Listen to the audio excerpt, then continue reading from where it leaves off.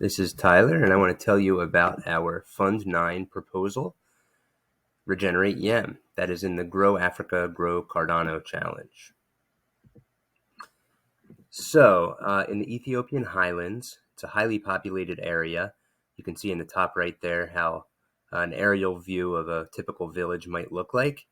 And because of overpopulation and really mismanaged grazing of livestock, depletion of forest resources for fuel, and some other reasons, the highlands the carrying capacity of the land is really diminishing and putting people under threat of hunger. So we must look to new frontiers to regenerate the landscape and to build a food system that is sustainable.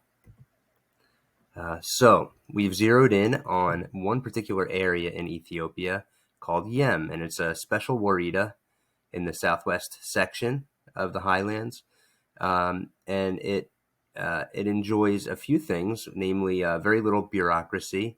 The leaders tend to answer directly to the people, and that makes it a great candidate to actually begin a decentralized project there. And our team member Tagain has some relationships in the area to help facilitate this. And you can see some of the people, and you can also see in the bottom left image is some earthworks that are already underway in the region, not necessarily managed the correct way. And so regeneration, you have to do it right. Otherwise, you can be causing, for instance, more erosion than you would otherwise. But there is some history there. And there's a lot of history with this gentleman here, Tichafa. And he is our permaculture designer and educator who will be traveling to the region for at least 30 days during this initial phase. And he's going to be, teaching a cohort of 10 young Yem people, men and women, in permaculture design and implementation. So you can see some of the things on the left there that they're going to be doing. And also special attention to the solar cookers might seem a little out of place there, but one issue that you see in Ethiopia and a lot of other places is the need that people have to burn manure as a fuel source.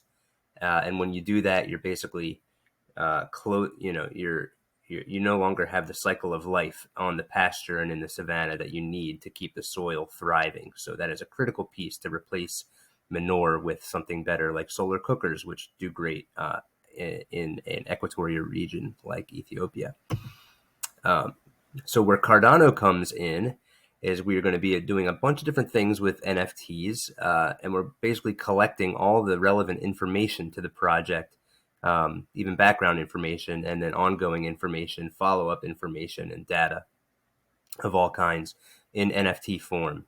These are going to be pure NFTs, just collectibles, no smart contracts, no title, nothing like that.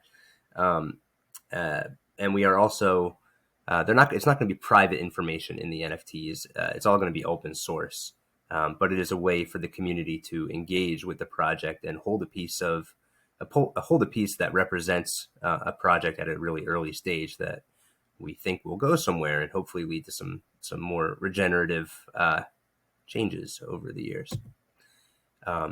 So I just wanted to cap this off with some thoughts, just more generally about the relationship between Cardano and the regenerative movement. There really is a lot of synergy there that we're still very much in the early days. So you can see some of the solutions that Cardano would provide that can assist in the regenerative movement, and vice versa. I think if we take up the mantle of regenerative systems and scaling these systems horizontally and vertically, that we really have a great opportunity to grow as an ecosystem. So I hope we embrace that. And for our part, we're focusing on grassroots, the horizontal scaling side of that.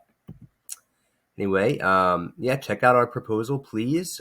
We'd love your comments and votes and all that. And there's a link tree URL up there to follow us as we continue to develop this idea after finalization. Thank you.